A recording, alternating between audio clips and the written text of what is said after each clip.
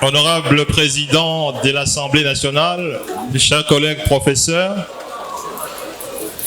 Monsieur le recteur de l'Université de Kinshasa, chers professeurs, camarades étudiantes et étudiants, bonjour. Nous sommes très honorés d'avoir été associés à ces forums scientifiques sur une question d'une importance capitale pour notre pays, classé aujourd'hui parmi les 4 pays les plus pauvres du monde, mais qui bénéficie d'une grâce, d'une potentialité qui les qualifie parmi les pays les plus riches au monde, sinon, selon un certain scientifique, le pays le plus doté au monde. Cher professeur Vital, félicitations pour votre exposé qui essaie de faire une analyse structurelle et historique du processus du sous-développement dans lequel se trouve la RDC. Je dis bien un processus de sous-développement. La thèse que nous soutenons, c'est la théorie des leadership, chers amis. C'est une théorie qui fait ses avancées dans le monde scientifique et dans le monde professionnel.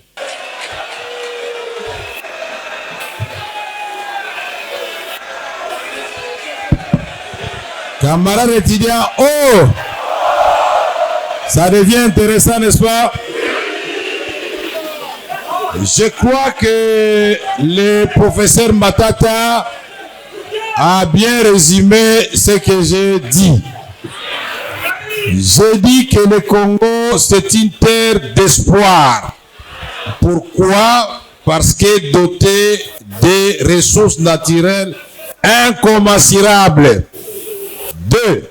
J'ai cité George Soros, qui avait parlé de la malédiction des ressources naturelles.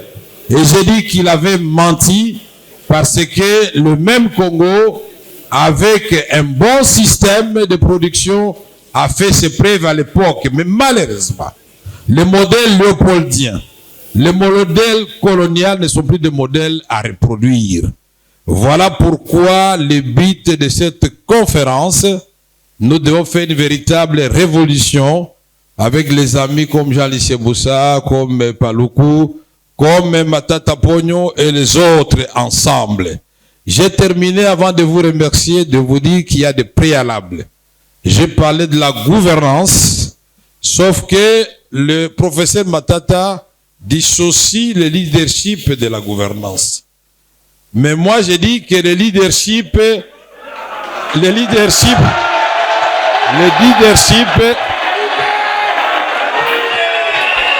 camarades, oh, il ne peut y avoir de bonne gouvernance sans leadership de qualité.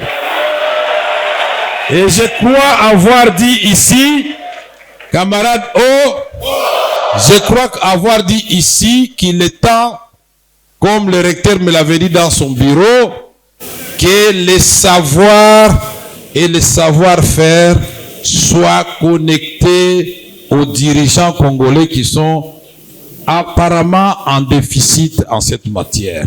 Et il n'y a pas de honte en cela. Et il n'y a pas de ministre omniscient.